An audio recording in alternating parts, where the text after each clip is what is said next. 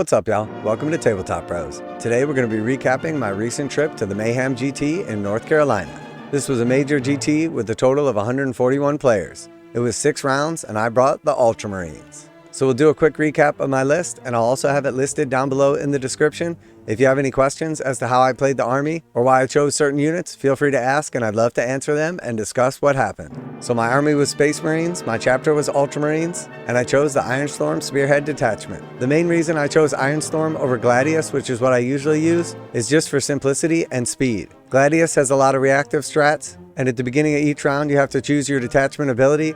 My army's not particularly specialized, so sometimes it can take a little bit to make these decisions. With Ironstorm, just having one inherent reroll to hit, wound, or damage roll per unit per activation keeps it simple, and simple is fast. I took no enhancements and had no Tech Marines in my army, which tells you right off the bat that I wasn't using the typical Ironstorm cookie cutter build with the 2 buffed up Tech Marines to blank a save and give exploding lethal hits. Like I said, I wasn't necessarily optimized for winning nearly as much as I was for speed, because the rounds were only 2 hours and 45 minutes. Your typical GT is going to have 3 hours or so per round, and I wanted to make sure that I at least finished my games or was able to talk through the last few turns. Because the truth is, I just love playing 40k, and that's the main reason I went. My goal was to go 3-3 for the weekend, and I'll let you know about that after the list. So the army was led by the warlord Marneus Calgar and 2 honor guard. Every game, I had him attached to 10 assault intercessors with 1 power fist and plasma pistol. I also ran 10 Infernus Marines because the flamers are great for overwatch or clearing away chaff. Next, I had 2 units of scouts. Each had a chainsword, missile launcher, sniper rifle, bolter, and shotgun.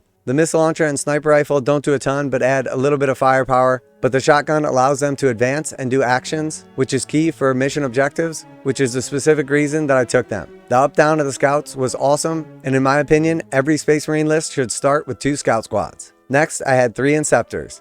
I've tried out the bolters before, but overall been underwhelmed. So I went with the plasma exterminators, which is nice because they're a little more threatening and in many cases can actually deal a little bit of damage where necessary, but they're still extremely fragile. The main reason the Inceptors are so good is they have the ability to drop in outside of 3 inches with their deep strike. Normally you're restricted to 9, so this allows me to squeeze into tight places and it's almost impossible to screen them out. This is particularly good for achieving secondary objectives or assassinating a key target or destroying a light vehicle. Next, we have 2 units of infiltrators. Again, I think these are an absolute staple in every Space Marine list. Each squad had a Helix Gauntlet and comms array. This means that if I target them with a stratagem on a 5-up, I gain a command point, which doesn't really apply because I'm already getting an extra command point on my turn from Calgar as long as he's alive and on the board. Each squad also has a Helix Gauntlet, which gives them a 6-up shrug. The best part about the infiltrators is they're able to defend my back lines. They have a 12-inch null from deep strike, which means that it's extremely difficult for my opponent to achieve secondary objectives because I screen out my deployment zone almost 100%. This stops any unwanted deep strikers from threatening my home objective, stops things like deep striking behind enemy lines or investigate signals, and always results in my opponent having a lower score than they normally would if I didn't take them. The only fear with them is that someone would be running a ton of indirect fire and take them out early, opening up my backlines. But even when I faced indirect fire, they always found it more important to attack my army as I am rather aggressive with them. And by rather aggressive, I mean I'm extremely aggressive. Next, we have 5 assault intercessors with jump packs. They have a single power fist and plasma pistol on the sergeant, as well as 1 more plasma pistol in the squad. The main reason I use the assault intercessors is for an early throwaway unit. Being able to move through terrain and jump fast, the ability to shoot 2 plasma pistols at a close target, do mortal wounds on a 4-up on the charge, and then also having 16 attacks plus 3 more from the power fist means that they can oftentimes take out a crucial target early in the game or secure a key objective. They're very good for clearing away like weak chaff or killing a single character, tying something up, but more often than not, they work great for scoring points just in general. And in my opinion, at 80 points, again, every list should have at least one of these. Next, I had some armor. So I went with the Repulsor Executioner with Heavy Laser Destroyer, Onslaught Gatling Cannon. It also has the defensive array, Twin Heavy Bolter, Twin Icarus Heavy Stubber, and an Icarus Rocket Pod. This thing can dish out a ton of firepower. It can do a bunch of damage to a single big target, or clear away a lot of chaff if necessary. Overall, the repulsor was nice. It's also a big threat to my opponents as there is a strat where I can shoot back if you take it below half strength, but more often than not, I found it's more intimidating than it is effective. Because although it has the toughness 12 of the bigger Space Marine tanks and 16 wounds, it does have a 3-up armor save, which means it's substantially less survivable than something like a Land Raider or Redemptor Dreadnought. But don't worry, we got some of those too. So next I had the Land Raider Redeemer. This thing was absolutely amazing. It's armed with 2 Flamestorm cannons, which means you're going to get 2d6 plus 6 shots. Combined, they're strength 6, -2, 2 damage. And this is the absolute beast for Overwatch. It also has a twin assault cannon, a single shot hunter killer missile, a multi-melta, and a storm bolter. The Land Raider is the most durable tank that the Space Marines have, with a 2-up armor save, toughness 12, and 16 wounds, and in most games it was still alive at the end. In my opinion, everyone's list should have at least one Land Raider Redeemer. The threat of Overwatch alone makes it so there's certain areas where your opponent just can't go. And if they do, you're going to be picking up models, that's for sure. Next we have a single Gladiator Lancer. The Lancer Laser Destroyer, Icarus Rocket Pod, Iron Hail Heavy Stubber, and 2 Fragstorm Grenade Launchers. The Gladiator Lancer is one of my favorite tanks. It's only 160 points and it's one of the most reliable damage dealers in the game. Every time it shoots, it has a built-in 1 hit reroll, 1 wound reroll, and 1 damage reroll, which means the probability of hitting your targets and doing damage is extremely high. Couple that with the Ironstorm rerolls and Oath of Moment, and the majority of the time you're going to be getting at least 2 wounds with a big gun. I think these things are absolutely amazing. I'm really happy they didn't go up in the balanced status late. They're not nearly as durable with only toughness 10 and 12 wounds, 3-up armor save, but usually I'll either use it early to bait my opponent out as a sacrificial lamb, or I'll keep it tucked until they poke something important out, and then I'll delete it. Next we have the Redemptor Dreadnought. The Redemptor Dreadnought once again was my #1 sacrificial piece. It has -1 damage, toughness 10, and 12 wounds. It also has the built-in 2-up armor save and an 8-inch move. I used mine with the Macro Plasma Incinerator, Onslaught Gatling Cannon, Icarus Rocket Pod, twin Fragstorm Grenade Launchers, and of course he's armed with the Redemptor Fist. This thing is an absolute beast in close combat. It has pretty effective shooting against medium and light armored targets. It's a massive threat and potential use for tank shock, which means on average it's going to do 4 or 5 mortal wounds on the charge. Not to mention its fist is 3 damage with 5 attacks. The Redemptor Dreadnought is a massive threat, but more often than not I used it to bait out my opponent early as it's super resilient. So by moving it forward, my opponent has to pour a ton of firepower and close combat into it to delete it, otherwise it'll be left on the point or in some crucial location. Finally, to wrap out the list is another necessity for any Imperial list, and that is the Kalidas Assassin. The Kalidas Assassin is not that great for actually interacting on the tabletop. She has a flamer, which is okay. She has a lot of cool abilities like precision and combat, -4 AP, 2 damage. But to tell you the truth, the best use for her, in my opinion, is just to up-down her and vect one of your opponent's strats. So every turn, just like the scouts, I can pick her up at the end of my opponent's turn and then put her back down via deep strike. Once per game, when my opponent uses a battle tactic strat, I can add +1 to it. So in the future, when they attempt to use it, they have to pay an additional command point, which is extremely good because whatever my opponent's main strat is, I can immediately tax it and make it harder for their army to do what they want. So this is my army, and I have to say, overall, it performed extremely well. I was very happy with all of the units.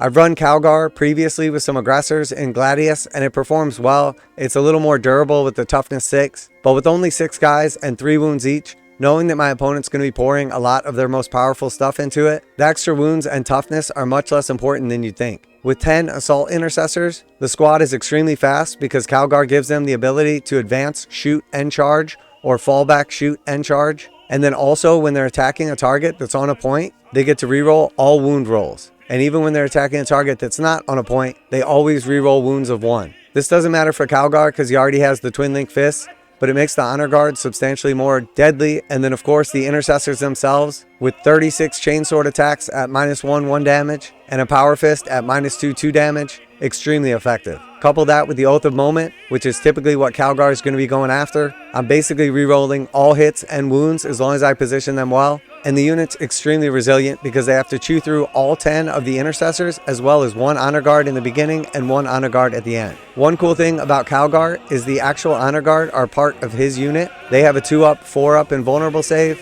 5 attacks each at strength 5 -2, 2 damage. And because they're part of his unit, the character rules don't apply to them. So once he's attached to the assault intercessors, I can choose what order I put damage on the unit. So oftentimes I'm getting hit by power weapons, power fist, or something extremely tough. So I'll start with a single honor guard before I take any wounds on the intercessors.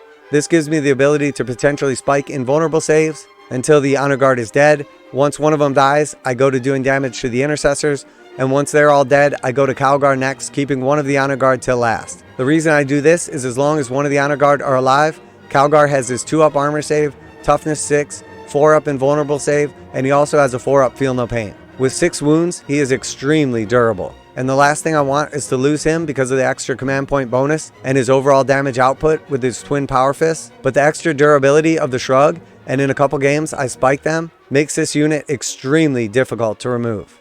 So that's the overall breakdown and why I used some of the things that I did, why I equipped some of the units the way I did. And overall, the purpose of this list is to score secondary objectives very easily and deny my opponent from scoring secondary objectives.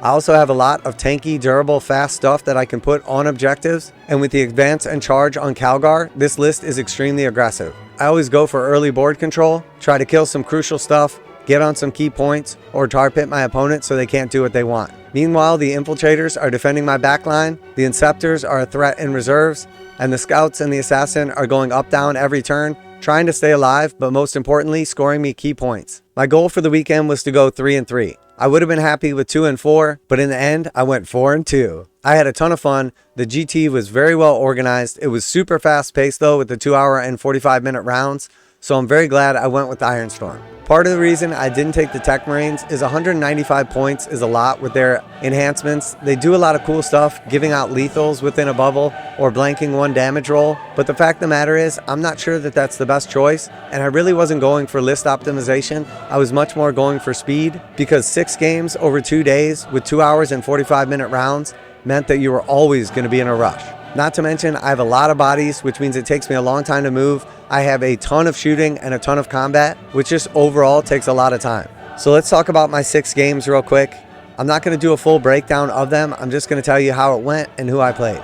So my first game was against the new Adeptus Custodes. It was extremely fun. I had a great time. My opponent was awesome. But in the end, the Ultramarines just had too much board control, did too much damage, and he just didn't have enough bodies. And I was able to finish the game with a perfect 100 score. Next, I played against World Eaters. This was an interesting World Eater list as it had almost maximum 8-bound and exalted 8-bound, but no Angron. The game was extremely fun. My opponent was super cool, but in the end, I ended up only scoring 61 points, and I did lose that game. But my opponent ended up finishing in the top 10 and was a super cool guy. My next game was against World Eaters again. It was a much more traditional list, and I ended up finishing out 87 points, which again is a very nice and high score. Unfortunately for my opponent, my first turn was extremely devastating. I picked up almost 500 points of his army in the shooting phase with a couple of assaults as well. His dice were super cold and mine were super hot. But Calgar was worth his weight in gold.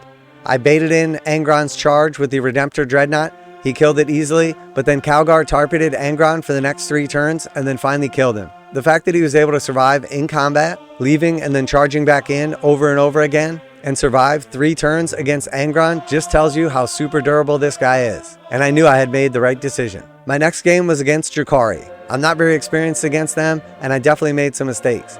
I had a couple early clutch plays as I overwatched some Hellions who would have scored 5 points and killed the scout squad, and then jumped out my assault intercessors, used a grenade strat on my opponent's solitaire, and then charged in and killed him with mortal wounds. It was a noble sacrifice, as I know the solitaire is a key piece. Unfortunately, he had a bunch of boats and 3 10-man squads of incubi. He was able to blend Calgar with the long bomb charge, jump back into the boats, and I was on the back foot the whole game. I still managed to score 70 points, and it was extremely fun. I had a ton of fun with my opponent, and then also playing against Drukhari, someone I don't normally get to match up against, and I learned a lot from that game. But that put me at 2-2 after my first game on the second day, and I knew I needed to get at least one more win so I could meet my goal. My next opponent was Space Wolves. He was running max Thunderwolf cavalry and a bunch of Wolfen as well as Bjorn. Because he had so many big models and big durable bases, and he also chose fixed secondary objectives, I knew that if I could just be super aggressive early and tar pit him, it was going to be very difficult for him to keep up on the score. I move blocked a ton of his models, made him go into cheap chaff, and then got the counter charge on a lot of his stuff. Meanwhile, I was scoring points wherever needed. I had Calgar and his unit go into a max Thunderwolf cavalry squad with the lieutenant and Logan Grimnar. They fought for a few turns, but in the end, Calgar came out on top. Him and his unit were able to kill the entire squad of 7 wolves, including the lieutenant, and then take down Logan. And once again, I was super happy with my choice to go with the 10 intercessors. I scored 71 points on the game and met my 3-3 goal. The next game was super fun. I played against Death Guard. My opponent was super cool and I was extremely aggressive. I told him exactly what I was going to do.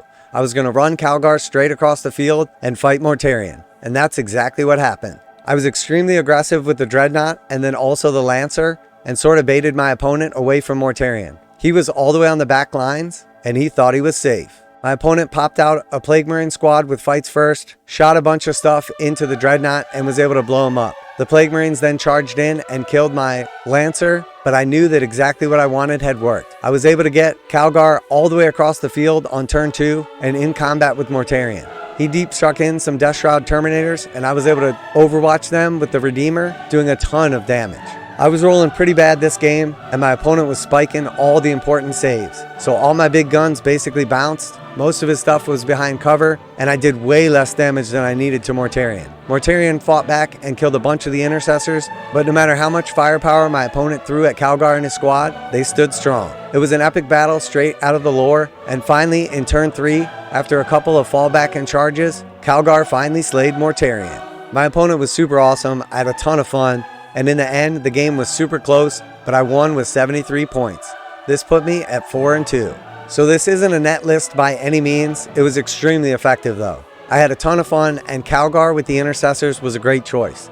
The Inceptors were clutch in every game, even though they fumbled a couple of shots, and a few times I rolled 2 out of 3 ones, killing off the squad on their own. The Scouts paid for their points in gold, and the Kalidas Assassin is obviously an excellent choice. The Redeemer worked extremely well. The Infiltrators did their job every game. The Assault Intercessors were a great offensive throwaway unit and scored me a ton of points. The overall build of my army made it difficult for my opponents to score points. As I don't give up many points on Assassinate, I'm able to tar pit them and keep them out of behind enemy lines or deploy homers. And even if you kill all my vehicles, you can't score max on Bring It Down. So the truth is, there's no good choice. The Gladiator did extremely well. The Repulsor Executioner was good, but maybe another Gladiator and freeing up those points might be better. The Land Raider Redeemer is an absolute necessity. And the Redemptor was an excellent choice. I had a great time with him. I definitely threw him away in a couple of games, but that was really my intent. Your opponent knowing that he has -1 damage means they have to pour a ton of firepower into him, and oftentimes I can get them to either move forward so I can smack him with Calgar's squad,